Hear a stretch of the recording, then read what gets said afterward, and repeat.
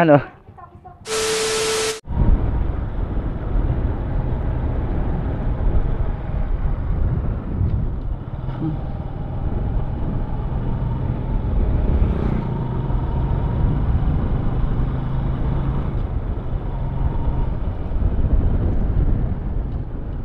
Ito lang estudyante.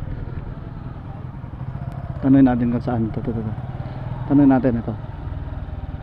Ito. Ma'am, pwede magtanong? Pwede po magtanong?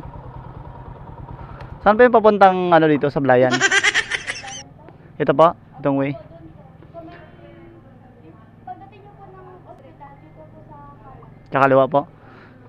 Tawag dito kasi nagtanong ako doon kanina. May mga apelyido ditong Aquino.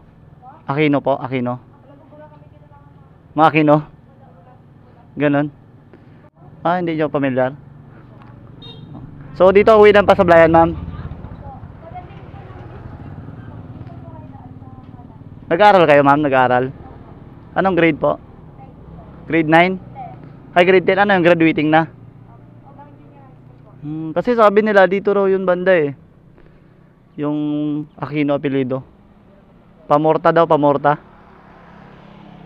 Melchora po. Sige, ma'am. Anong mga pangalan niyo dalawa? Ha? Charmaine po at saka Berna.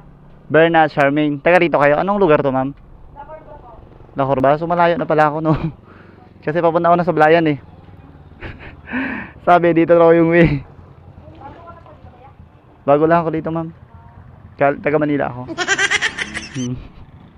Ay, yung rider? Ay, yung parang ano, yung Ano? yung mga pag nakita daw, yung sticker. Sino yun? Ito. Sticker. Bale. Wait lang.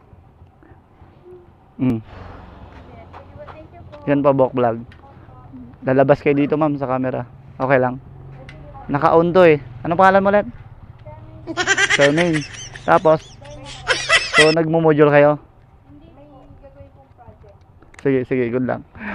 Sigurado kayo, wala kayong kilalang Melchora Aquino, ha? Melchora, ha? Baka mamaya, pag nagtanong ako doon, nakilala kayo, ha? Talaga, ha? Pagbutin nyo pag-aaral nyo, ha? Sige.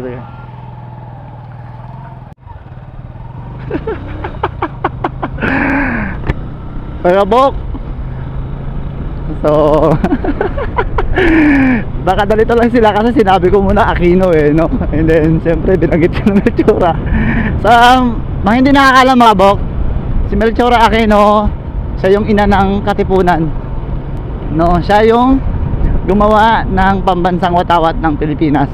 So, yun yung pagkakalab ko. Sobrang natutuwa lang ako, mga bok, kasi nakaka-enjoy pala yung mga ganito. So grade 10 student, no, nalimutan nila si Melchora Aquino. Ano ba to? Tinuturo ba to? So ang ulit nila, no. So I think dapat buo sana yung video natin. Tutulakan. Wala na makikita ng student dito eh. Ito. Huwag na marami.